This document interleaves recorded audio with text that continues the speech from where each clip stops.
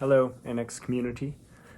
It has come to my attention that if you go to the YouTube page where I've been posting these and you just look at the layout of the 4 videos, I look like a conspiracist that is just ranting about nonsense. Every frame that it shows is just me holding up notes or screaming.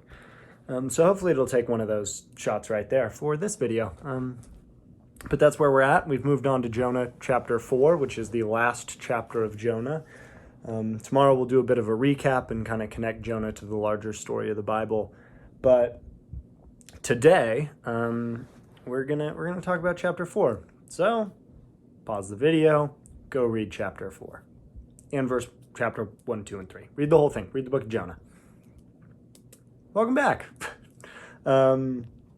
You guys just read an entire book of the Bible. You did it.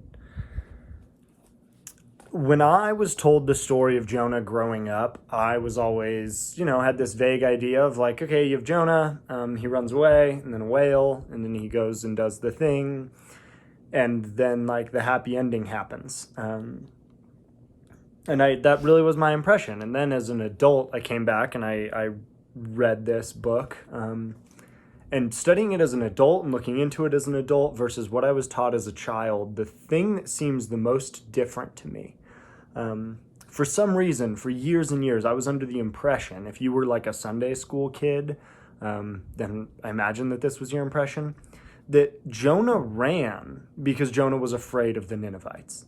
The Ninevites and the Assyrians were these brutal people. We've talked about that. They were notorious for skinning their enemies alive. And I always thought, Jonah ran away because he was afraid to do what God had called him to do. But in my childhood version of this book and my upbringing of this book, it has nothing to do with fear. You look at the first verses of Jonah chapter 4. But it displeased Jonah exceedingly that God had forgiven the Ninevites. And he was angry. And he prayed to the Lord and said, O Lord, is this not what I said when I was yet in my country? This is why I made haste to flee to Tarshish, for I know that you are a gracious God, merciful, slow to anger, abounding in steadfast love, relenting from disaster. Therefore now, O Lord, please take my life. One, Jonah's throwing an absolute tantrum. He is being an absolute child. There's humor in the character of Jonah. It's a little bit in this that he is just acting like a baby. He's like, oh God, this is stupid. I didn't get what I wanted. Kill me. But this is way different than what I was taught. Jonah does not run because he's afraid of the Ninevites. Jonah runs because he is so steadfastly committed to the character of God. He knows who God is. He knows that God is full of grace, that God is forgiving, that God is steadfast, that God is eager to be connected and gracious towards his people. And he knows that these people who have skinned and taken off the heads of his leaders, who have oppressed his nation, he knows that they're going to get grace. And that's why he runs. He doesn't run out of fear. He runs because he doesn't like the decisions that he knows God is going to make. He doesn't like the way that God is going to handle it. He doesn't like grace applying to people who have hurt him, or grace applying to people who he doesn't deem as worthy. He doesn't like that God decides who's worthy. Now, there's something that stands out to me, I should say. Anytime I talk to pretty much anybody about the book of Jonah, one of the things that comes up is people will talk about how there's this understanding of the Old Testament God and then an understanding of the New Testament God. The Old Testament God is full of wrath and anger, and he's always smiting people and destroying people. And then the New Testament God is nice, and he's like a big teddy bear, and he hugs people. And Jonah calls that idea out into the sun and just leaves it to dry. This is in the Old Testament. And the people in the Old Testament who witnessed these plagues, who witnessed this version of God that we look back on, the way that they talked about him was that he was gracious. He was merciful, slow to anger, abounding in steadfast love, relenting from disaster. The Old Testament people did not view the Old Testament God the way that we do. It's something that I've been pretty convicted of over the last couple of years, that when we follow Christ, we actually don't get to draw a distinction between those two things. God in his full is represented in the Old Testament, and God in his full is represented in the New Testament. But there is no division that exists in that space. Moving on into the book, right after this, we have Jonah, who basically goes, sits up on a hill next to the city, and he's watching it. He wants to die. He's being dramatic. And God grows this big plant over him.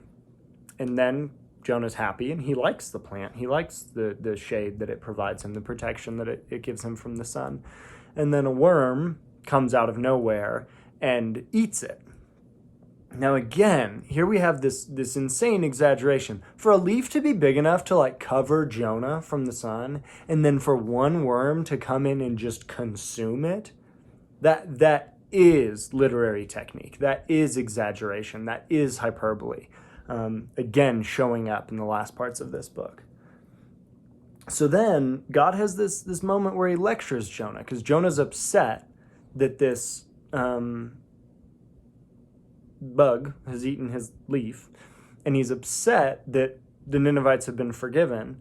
And God just draws out this idea of you were never the one that provided the shade. You were never the one that provided grace. I have done those things. So you don't get to be mad at me for taking them away. You don't get to be upset with me for pulling those away from you, because they were never yours to claim in the first place.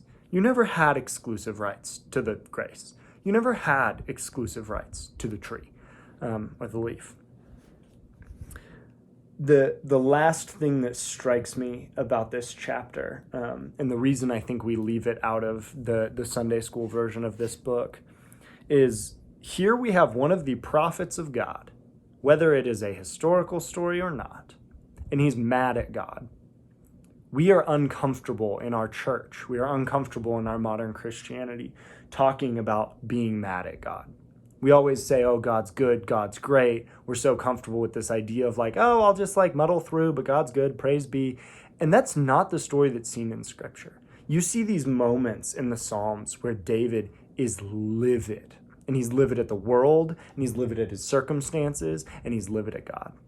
And Jonah, in this 4th chapter, is mad. And not just mad at something that happened, he is mad at what God's character is. He's mad at who God is. And it takes a reckoning for his heart to be corrected. But I think it's worthwhile for us as a church, us as a community of believers that are seeking to understand this Christianity thing more, to stop and to admit that sometimes we get mad. We get mad at circumstances. We get mad at who God is. We get mad at the decisions that God makes. One of the biggest takeaways for me and I think all the guys that I've worked in Cape Town with has been watching guys who just don't deserve grace get it. Watching men who I have gotten intimately close to and I candidly just view as monsters. Watching them get forgiveness. Watching them get it from Jesus. Watching them get it from the people who they've hurt. And I want to believe in grace, but there's always part of my heart that is stubborn and caught up that says, you don't deserve this. You are a monster. But that is the story of Jonah.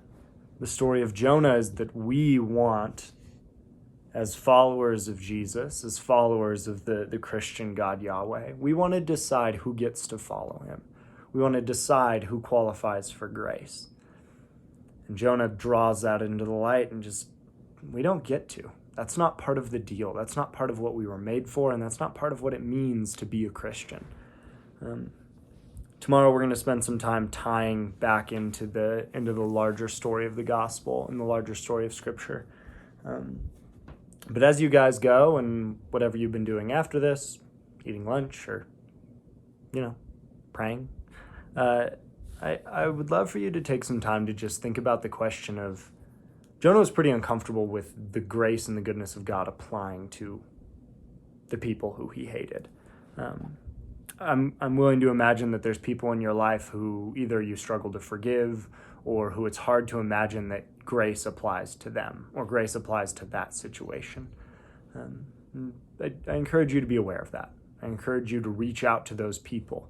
I encourage you to start taking steps to submit to God's desire to see kingdom come and to see grace flooding into our world. I encourage you to be brave in taking the stories of Scripture seriously. And I encourage you to talk about those things, those situations, those people, that brokenness. Talk with that with the people around you. Talk about that with the people who you miss connecting with in our community or other communities. I will see you guys tomorrow.